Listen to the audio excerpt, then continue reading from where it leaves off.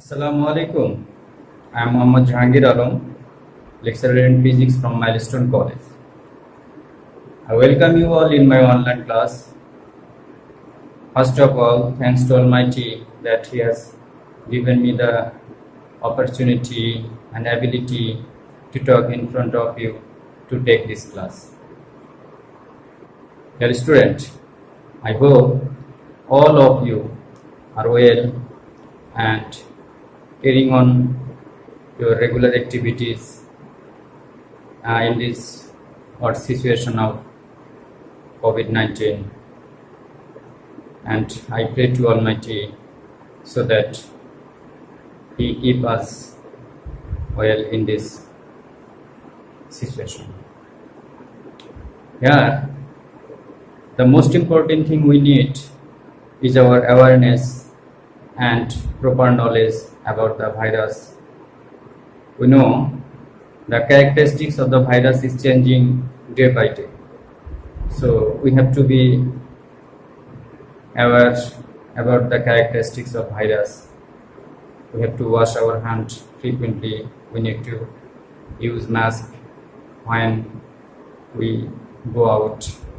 We have to be disciplined in our regular activities, and we need to follow our social etiquette manner, right? Dear student, today we will discuss an important and interesting topic from our chapter 8, that is from periodic motion, and our today's topic is simple pendulum, laws of simple pendulum, uses of simple pendulum. Right, dear student, we have to know 4 laws about the motion of simple pendulum. Among the 4 laws, according to first law also known as law of isochronism, and the statement is, if the angular amplitude of a simple pendulum having fixed length remain within 4 degrees at a particular place, then the time for each oscillation will be same. Right? We know what is angular amplitude. If for all laws, the mandatory condition is that the angular amplitude must be within 4 degrees. If the angular amplitude exceeds 4 degrees, then the motion of a simple pendulum will not remain in a linear motion, it will be a circular motion, and in that case this law will not be applicable. So here the mandatory condition is that the angular amplitude should be within 4 degrees, right? And according to second law also known as law of length, and the statement is that if the angular amplitude of a simple pendulum remain within 4 degrees at a particular place, here at a particular place means the acceleration due to gravity of that place will remain same, then its time period will be directly proportional to the square root of the effective length. That is time period. If time period is denoted by t, then t is equal to t proportional to square root of L. Here t is time period and L means effective length. We know what is effective length. The length from the center of the bob and to the point of suspension is known as effective length, right? So according to this law, we can say that if the effective length of a simple pendulum is made 4 times, then the time period will be 2 times than the previous value. Right. So now we will see the third law, and third law is also known as law of acceleration, and the statement is, if the angular amplitude of a simple pendulum having fixed length remain within 4 degrees, then its time period will be inversely proportional to the square root of the acceleration due to gravity of that place. We know time period of a simple pendulum also depend on the acceleration due to gravity of a place, and the relation is provided by the equation T proportional to 1 by square root of g. Here T is time period and g is acceleration due to gravity. That's right. We know if the acceleration due to gravity is more, then the time period of a simple pendulum will be less. And from this expression we can say that if the acceleration due to gravity becomes 4 times, then the time period of the simple pendulum will be half, right? Now, according to the fourth law, which is known as law of mass, and the statement is that if the angular amplitude of a simple pendulum having fixed length remain within 4 degrees at a particular place, then its time period will not depend on mass, size, and materials of the pendulum. That's right. Whatever the mass, that is, if the mass of pendulum varies, size of the pendulum varies, and material of the pendulum varies, for this sense, the time period of the simple pendulum will not change. Time period will be same. And the only one condition is that the angular amplitude should be within 4 degrees. Right? Dear student.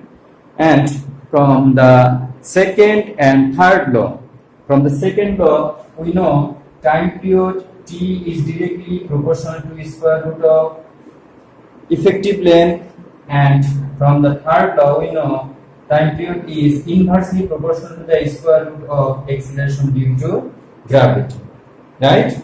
From these two mathematical expression, we can write that T is directly proportional to square root of L by G. Combining these two equations, we can write that. If we replace the sign of proportionality, then we have to introduce an constant, and this constant is equal to 2 pi and multiplied by square root of L by G. And this is the equation of time period of a simple pendulum. That's when we use this equation to solve mathematical problems, right? Now we will see the use of simple pendulum, right? And one of the most use of simple pendulum is to determine the height of a hill or mountain. How can we use a simple pendulum to determine the height of a hill? Now we'll see that, right? That's when now we are going to determine the height of a hill by a simple pendulum. That is, we are going to see the use of a simple pendulum, or by using a simple pendulum, how can we determine the height of a hill. Listen, suppose this sphere denotes the earth. If we consider a hill whose height is h from the earth surface, right? That's right. If the radius of the earth is denoted by r, then our chapter gravitation and gravity, we know the acceleration due to gravity on the earth surface.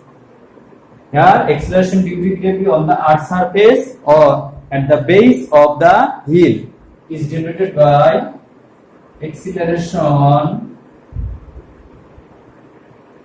due to gravity on the Earth's surface. If the acceleration due to gravity on the Earth's surface is denoted by g, we know g is equal to gm by r square. Here g is gravitational constant, m is mass of the Earth, and r is the radius of the Earth.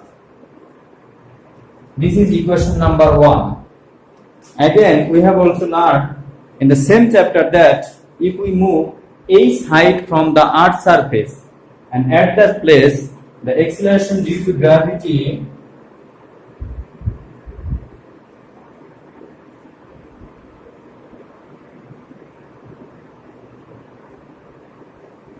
at h height is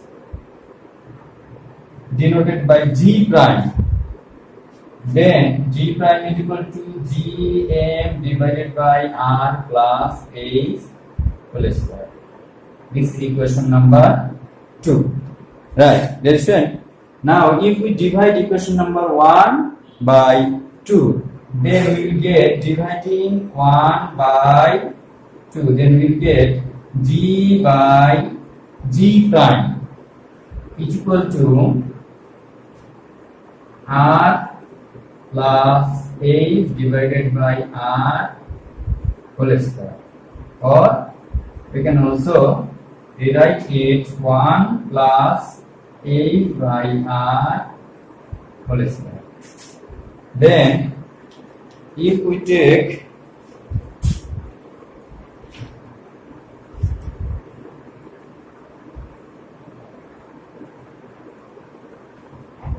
square root in both sides of this equation, then we will get square root of g by g prime is equal to 1 plus h by r. This is equation number 3. Okay.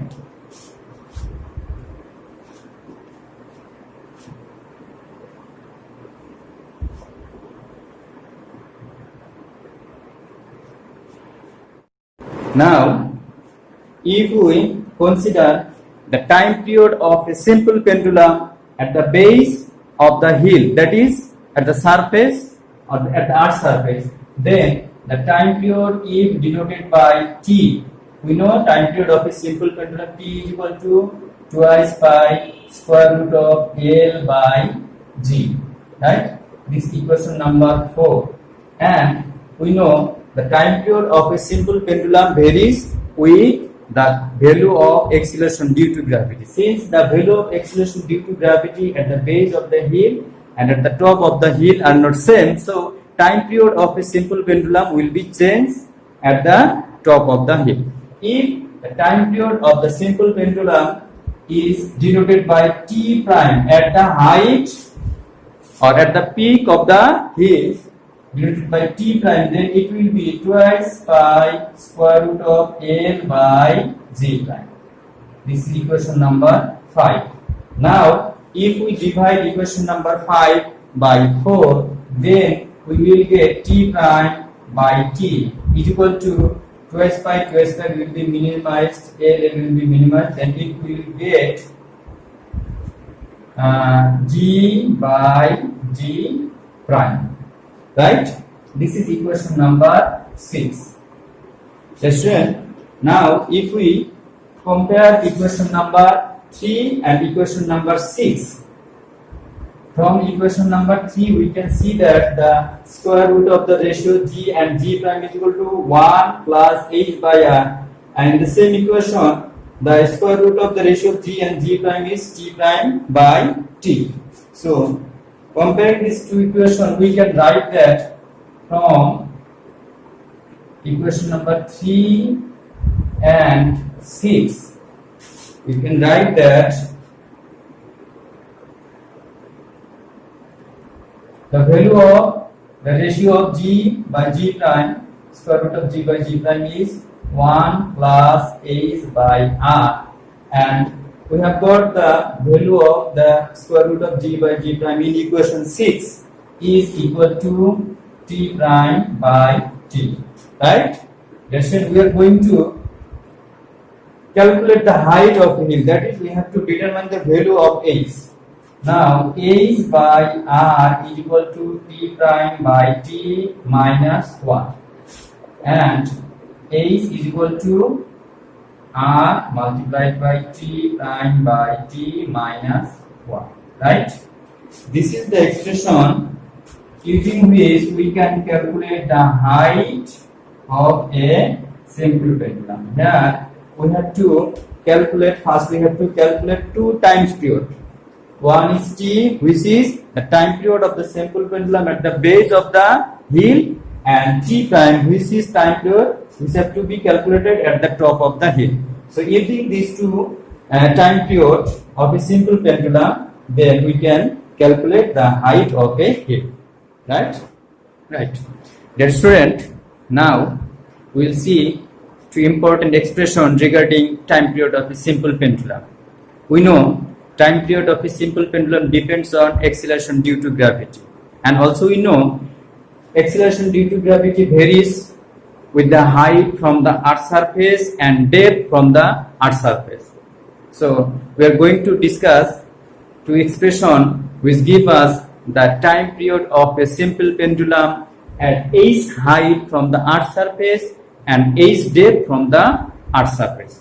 Therefore, if we consider the acceleration due to gravity at the earth's surface, that is at the base of the hill, is denoted by t, and the time period of the simple pendulum at h height, that is at the peak of the hill whose height is h, is denoted by t prime. Then from our earlier discussion we know t prime by t is equal to square root of g by g prime, right? Again we know the ratio of g by g prime, acceleration due to the ratio of g by g prime is equal to 1 plus h by r. So using these two expressions or comparing these two expressions, we can write that t prime by t is equal to 1 plus h by r. Okay, therefore now if we replace t from the left side, then we will get t prime is equal to t into 1 plus h by r. So this is the expression for time period of a simple pendulum at h height, right? Now we will see the expression for time period at h depth from the earth's surface. Therefore we know if we move from the earth's surface towards the center of the earth, then the acceleration due to gravity changes or decreases with the depth from the earth's surface. And if at the surface of the earth acceleration due to gravity is denoted by g, and at h depth acceleration due to gravity is denoted by g prime, then we know the relation between g prime and g is given by r minus h divided by r. Okay, if we invert the expression, then we will get g by g prime is equal to r divided by r minus h. Yes, now if we use the ratio, the value of g by g prime in the equation number 1, then we will get t prime by t is equal to square root of, here g by g prime will be replaced by r minus h. So we can write r by r minus h. Okay, from the expression we can write that t prime is equal to t into r divided by r minus h. That's right. This is the equation of time period of a simple pendulum at h depth from the earth's surface, right?